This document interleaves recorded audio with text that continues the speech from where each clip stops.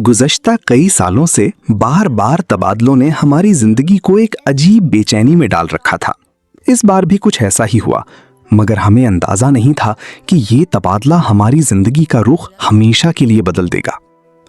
मेरे अब्बू महकमा डाक में अफसर थे और इस बार उनका तबादला पंजाब के एक दूर दराज पहाड़ी इलाके में हुआ था। एक ऐसा गांव जहां मोबाइल सिग्नल भी मुश्किल से आता था और शाम होते ही पूरा इलाका किसी सुनसान राज में डूब जाता था। हम 5 लोग थे, मैं, हमजा, मुझसे छोटा भाई अली और 2 बहनें, आयशा और सबसे छोटी हानिया। अम्मी हमेशा की तरह मजबूत नजर आती थीं, मगर उनकी आंखों में छुपी थकन हमसे पोशीदा नहीं थी। जब हम उस पुराने सरकारी बंगले में पहुंचे तो अजीब सी ठंडक हमारे जिस्म में दौड़ गई। ये वो आम ठंडक नहीं थी जो पहाड़ी इलाकों में होती है, इसमें एक अजीब सा खौफ भी शामिल था। बंगला बहुत बड़ा था, मगर आधा हिस्सा मुकम्मल बंद और बोसीदा था। कुछ कमरों के दरवाजे जंग आलूद तालों से बंद थे और कुछ पर मोटी जंजीरें लटक रही थीं। हम अभी घर का जायजा ले ही रहे थे कि एक बूढ़ी औरत नमूदार हुई। उसके चेहरे पर झुर्रियां थीं, मगर आंखें गैर मामूली तौर पर तेज थीं। उसने हमें गौर से देखा और फिर धीमी आवाज में कहा, बेटा, एक बात याद रखना, इस बंगले के पिछले हिस्से में कभी मत जाना। अब्बू ने हल्की सी मुस्कुराहट के साथ पूछा, क्यों, कोई खास वजह? बूढ़ी औरत ने नजरें झुका ली। वजह पूछोगे तो शायद मानोगे नहीं, बस समझ लो वहां जाना ठीक नहीं। ये कहकर वो चली गई, मगर उसकी बात हमारे जहनों में बैठ गई। चंद दिन सब कुछ ठीक रहा। हम स्कूल जाने लगे और आहिस्ता आहिस्ता इस नई जगह के आदी होने लगे। मगर फिर वो दिन आया जिसने सब कुछ बदल दिया। हम सहन में क्रिकेट खेल रहे थे कि अचानक एक खौफनाक चीख सुनाई दी। वो आयशा की आवाज थी। हम सब दौड़ते हुए बंगले के पिछले हिस्से में गए, वही हिस्सा जहां जाने से मना किया गया था। वहां का मंजर देखकर हमारे कदम रुक गए। हानिया रोती हुई खड़ी थी और आयशा जमीन पर बेहोश पड़ी थी। हम उसे फौरन बाहर ले आए। कुछ देर बाद जब उसे होश आया तो उसका चेहरा जर्द पड़ चुका था। उसने कांपती आवाज में बताया, मैं छुपने के लिए कमरे में गई थी। वहां दरवाजे पर काला धागा बंधा हुआ था। मैंने उसे हटा दिया। जैसे ही अंदर गई, वहां धुआं था और कोई मेरे कान में कुछ कह रहा था। हम सब सहम गए। इसके बाद आयशा को तेज बुखार हो गया। कई दिन अस्पताल में रही। जब वापस आई तो वो पहले जैसी नहीं रही थी।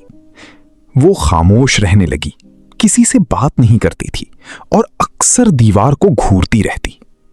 वक्त गुजरता गया, तकरीबन 5 माह। एक रात में देर तक जाग रहा था। अचानक मुझे किसी की बात करने की आवाज सुनाई दी। वो मर्दाना आवाज थी। मैं आहिस्ता आहिस्ता आयशा के कमरे की तरफ गया। दरवाजा आधा खुला था।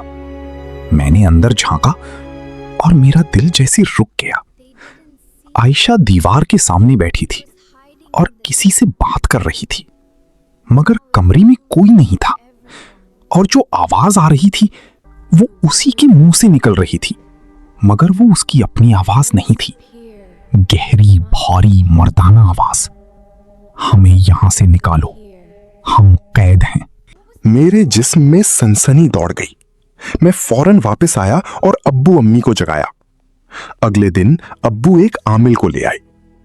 आमिल ने घर में दाखिल होते ही रुक कर कहा, यह जगह साफ नहीं है, यहां कुछ बंद किया गया है। वो सीधा उसी ममनुआ हिस्से की तरफ गया। एक बंद कमरे के सामने जाकर उसने आंखें बंद की, फिर बोला, यहां किसी ने बरसों पहले कुछ कैद किया था और किसी ने उसे आजाद कर दिया है। हम सब के जहन में फौरन आयशा का वाकया आया। आमिल ने दरवाजा खोलने को कहा। दरवाजा खोला गया।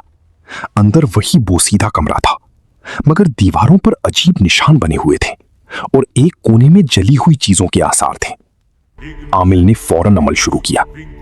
जैसे ही उसने पढ़ाई शुरू की, आयशा अचानक जोर जोर से चीखने लगी। उसकी आंखें उलट गईं और वो वही मर्दाना आवाज में बोली, हम नहीं जाएंगे, ये हमारा घर है। अम्मी रोने लगी और हम सब खौफ से कांप रहे थे। तकरीबन 1 घंटे के बाद आमिल ने अमल मुकम्मल किया। आयशा बेहोश हो गई। कुछ देर बाद जब उसे होश आया तो वो दोबारा वैसी ही थी जैसी पहले थी, मासूम, चंचल और मुस्कुराती। हमने फौरन वो बंगला छोड़ दिया। बाद में गांव वालों से पता चला कि इस बंगले में बरसों पहले काले इल्म का अमल किया गया था और कुछ चीजों को कैद किया गया था, और शायद हमने अनजाने में उन्हें आजाद कर दिया था। बराए करम मेरे चैनल को सब्सक्राइब करें और वीडियो को जरूर लाइक करें। शुक्रिया।